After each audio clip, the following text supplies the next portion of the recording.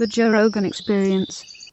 But in the interest of this being a standalone podcast for people who don't know what Ibogaine is and don't understand the efficacy of it and how unbelievably effective it is at especially treating addiction, could you please just go over that? Yes, sir. So Ibogaine is an alkaloid that is derived from the Iboga shrub. The Iboga shrub originates in the central Congo basin. Its native country is modern-day Gabon. It is the mother country of the Iboga shrub, which has been used for centuries in the spiritual and cultural traditions of the Buwiti, a group of spiritualists who include the Pygmies as well as the Bantu tribes that live there in Gabon. In the early 60s, it was discovered that Ibogaine and Iboga had a significant interruption effect on opioid addiction. There was an individual who had been addicted to heroin for a number of years. They took Ibogaine, and not only did they not experience any withdrawal when they stopped taking heroin, they stopped having any desire to use any drug whatsoever. This touched off 60 years of open-label field studies that are mountains high and decades wide that firmly establish that Ibogaine has a unique and singular interruption capacity on physiological substance dependency, whether that's opioids, alcohol, methamphetamine, cocaine, or tobacco. Recent evidence also suggests that it has a significant interruption effect on compulsive behaviors, anything that kind of impacts that brain's dopamine system and produces a rush. Particularly gambling. Yes, sir. Now, in 2018, U.S. Special Forces special operators started going to Mexico for treatment of symptoms of traumatic brain injury, expressed through treatment-resistant depression, anxiety, and suicidality. Many of these veterans had gone through the VA system. They had been given an unbelievable amount of synthetic pharmacology that, in their end effect, essentially anesthetizes the soul and slowly euthanizes the body. And they were at the end. So as they were going to Mexico and would get Ibogaine treatment, they came back with these just unbelievably just powerful recovery results that seemed too good to be true. So there were some scientists at Stanford University that were funded by philanthropists who wanted to understand what was going on. And so what we have come to learn through a Stanford research study on traumatic brain injury for vets is that Ibogaine has remarkable neuroregenerative capacities on the brain that are unheard of in the annals of Western science. And while information is still very small in amount and preliminary, there are individuals who have had Ibogaine treatment for not just traumatic brain injury, but for multiple sclerosis, Lyme disease, Parkinson's disease, post-surgical complications related to the removal of brain tumor who endorse a restoration of functionality and an ability to live that are otherworldly. And as we recognize that the opportunities to improve the human condition at scale are multi-lifetime in appearing, we believe that we have found one of those. And if we're going to do justice to the human species, it is incumbent upon us to take what appears to be a promising therapeutic improvement and deliver it with speed through the U.S. medical systems. And that's what Governor Perry and I have founded Americans for Ibogaine to do. Just that. Achieve the moonshot of our time. And that is to bring Ibogaine medicine to the American people as quickly as possible. Well said. And thank you again, Governor Perry, because if it wasn't for your involvement in this, I think a lot of people would be far more skeptical.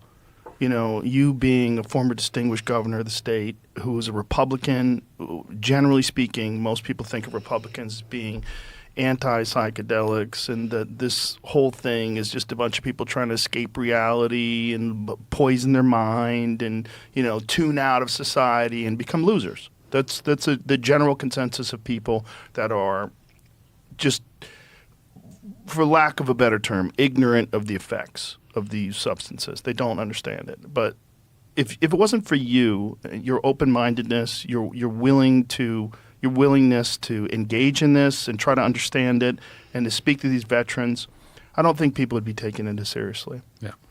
So thank you. Well, and thank you. As I've watched you over the last 15 months, seemed like every 6 weeks or so you'd have a guest on here and you'd be talking about Ibogaine in particular and what is the progress that we're making. What comes up so often. Yeah. Well, and it should. It should. It should, because this truly, I mean, this is not what I came into the world for. This is not what I came to politics for. This is what, I got led to this through that relationship with Marcus and in turn Morgan Luttrell, and seeing those two boys literally, particularly Marcus, on the doorstep of committing suicide. When he came to live with us at the governor's mansion in 2007, we had met the year before just by the grace of God. And I told him, I said, if you're ever through Austin, come by and see me, knowing that the chances of that would be pretty slim. He knocked on that guard door in May of 2007 and said, the governor said if I was ever through here, come by and see him. They called. I let him in for dinner.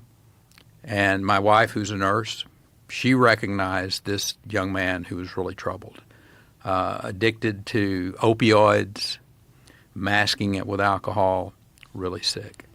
And for the next 2.5 years, he lived with us at the governor's residence. Wow. And that started this long journey, literally, with him and trying to find ways to heal him. We sent him to a host of different places, Carrick Brain Center in Dallas. We sent him to what's called now Axios, Athletes Performance in those days, but a great rehab facility down in the panhandle of Florida.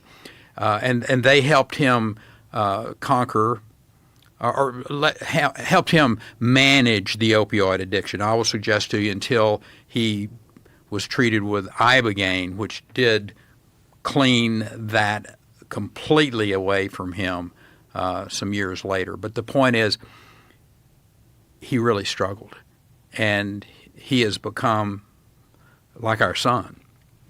As a matter of fact, I talked to him this morning. He said, be sure and tell Joe howdy for me. Yeah, he just thinks the world of you as well. I talked to his brother the day before. They understand how powerful this compound is from the standpoint of treating post-traumatic stress, traumatic brain injury, addictions. This, and as I became convinced, one of the things that I will say that I've been open to change, just like criminal justice reform. In the early 2000s, I was kind of like, lock their ass up, throw the key under the jail. You break the law in the state of Texas, here's how we treat you.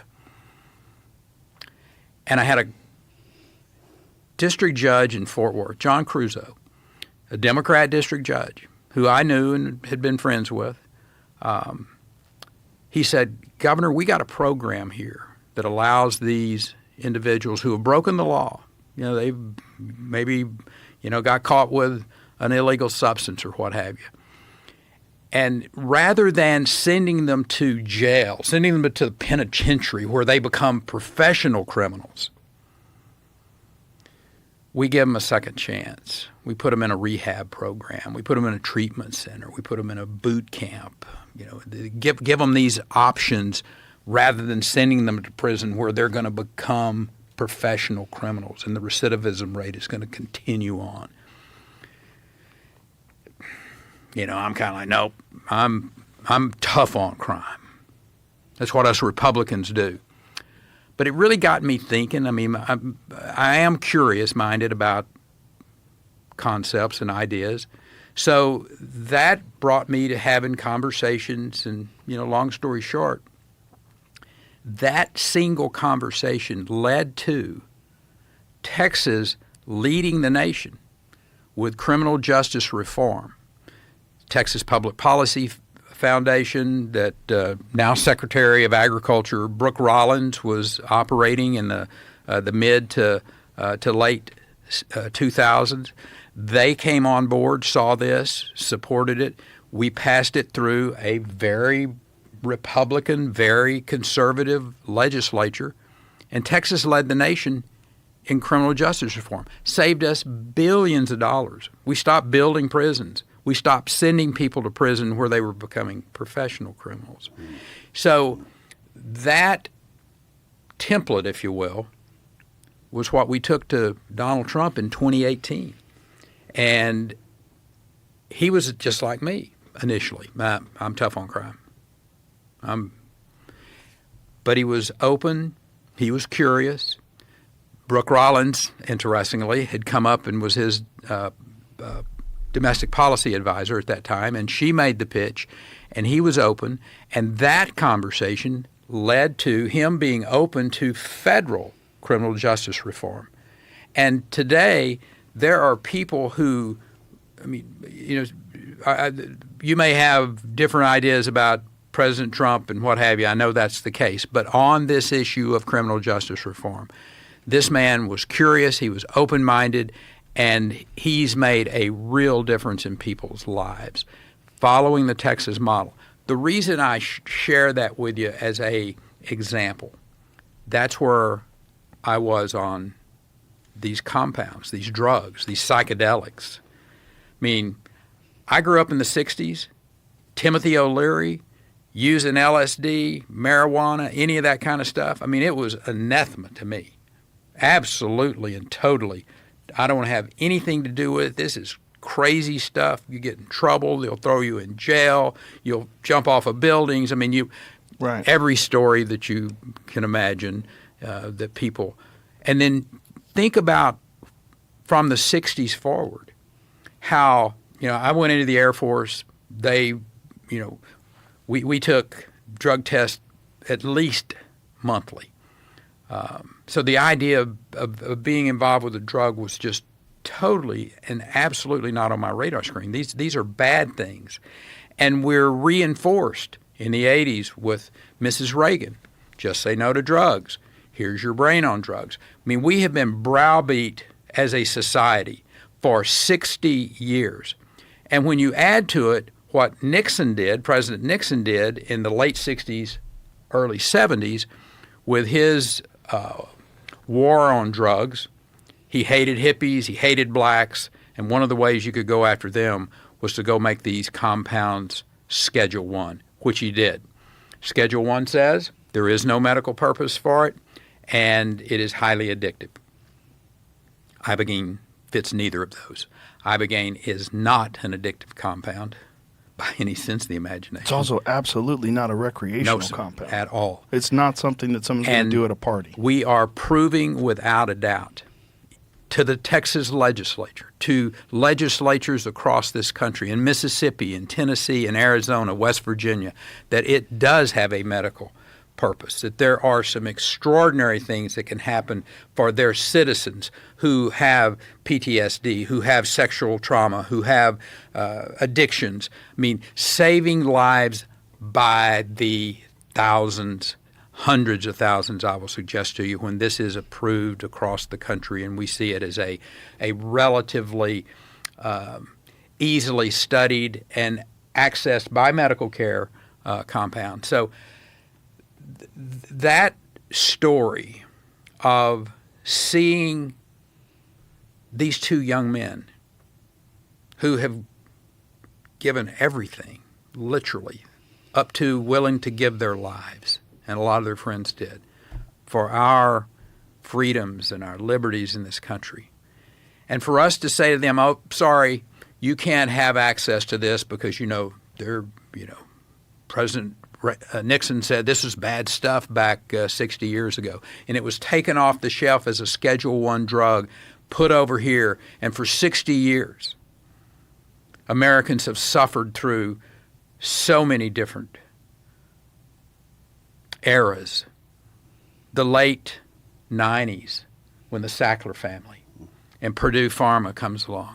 And we literally, I think one of the most demonic things I've seen in my public life is this family who used oxycodone and sold it to America as this be-all to end-all. And then our federal government in the mid-2000s, we didn't know how to deal with these young men who would be put in these horrible conditions and physicians of being at war time after time after time, rotation after rotation, tempos that we'd never seen before in the history of mankind, I'll suggest to you. I mean, Joe, we were at war for 20 years.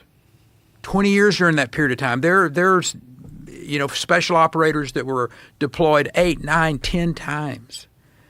And then they come home and the government gives them a sack of opioids and that makes them feel crappy and they mask it with alcohol and we sit around and go, why did Bobby kill himself?